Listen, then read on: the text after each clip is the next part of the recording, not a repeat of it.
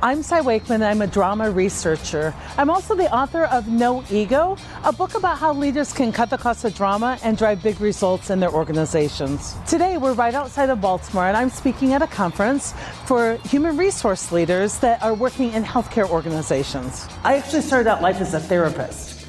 I was a marriage and family therapist. I got to see clients each day, 8 times a day. They booked you hour after hour, and I noticed some real patterns as people came into my office.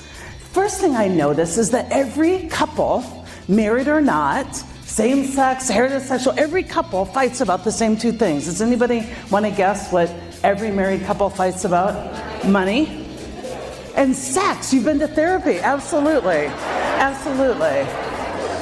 Every single couple in the world, according to my studies, fight about sex and money. Somebody spends too much and somebody wants too much. And it's just right, it's just a process. One of the things I noticed early on when I was working as a therapist is that people come in and they really all want the same things in life. They want happiness or they want success or both. And I've also noticed that what people are doing to get those things, happiness and success, won't ever work for them. I've got to get them questioning what their strategies are. Has anybody tried to be more successful and more happier by changing your circumstances? Has anybody done the if only I had a different colleague, my job would be awesome, if only I had a different boss, if only I got paid more? Anybody see the flaw in that logic? What's wrong with that thinking? No ownership, right? What are the odds, if you're at the mercy of your circumstances, of you ever being consistently and sustainably happy and successful? 0. And yet most of our HR programs today focus on perfecting our circumstances rather than calling our people up to greatness. Your happiness has nothing to do with your circumstances.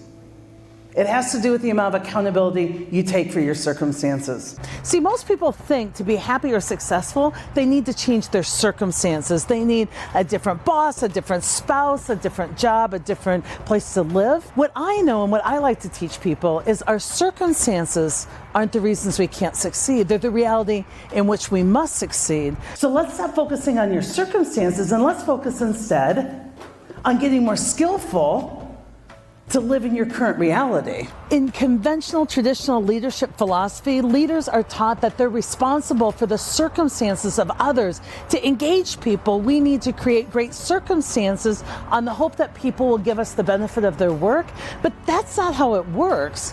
What the reality is that we need to teach people not how to live in perfect circumstances or how to be great when everything goes their way. We need to help people get more skillful in their current reality. We need to call people to greatness so that they can move skillfully through the world given any circumstances or any reality. So here's a couple tools for you. First of all, leaders manage energy, and most of the energy in groups goes into why we can't.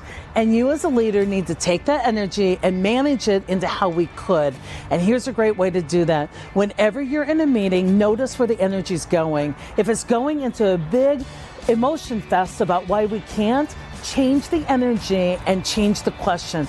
Let people know that you want them to focus on how we could.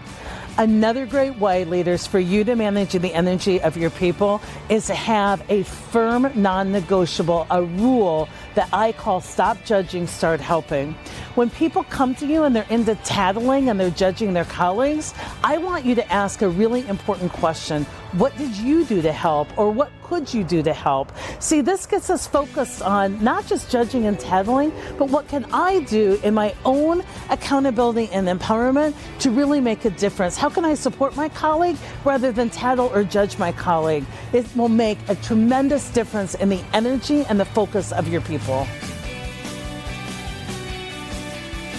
I've said it before, but healthcare is near and dear to my heart, and I absolutely love working with leaders in healthcare. And today, working with the HR leaders was amazing. It is so fun to present kind of these myth-busting concepts. We're blowing up traditional thinking about leadership, and I see all these light bulbs go off, and people actually have hope. They know what they're doing today isn't working, but they don't know what to do instead. And so what's so fun about keynoting and interacting with people is they get excited about their jobs again, because we not only interrupt their thinking, but we reveal the truth, and then we settle their minds by saying, just do this instead. And they can see how easy it's going to be, and they really get excited about the new information, and that makes it totally worth it for me.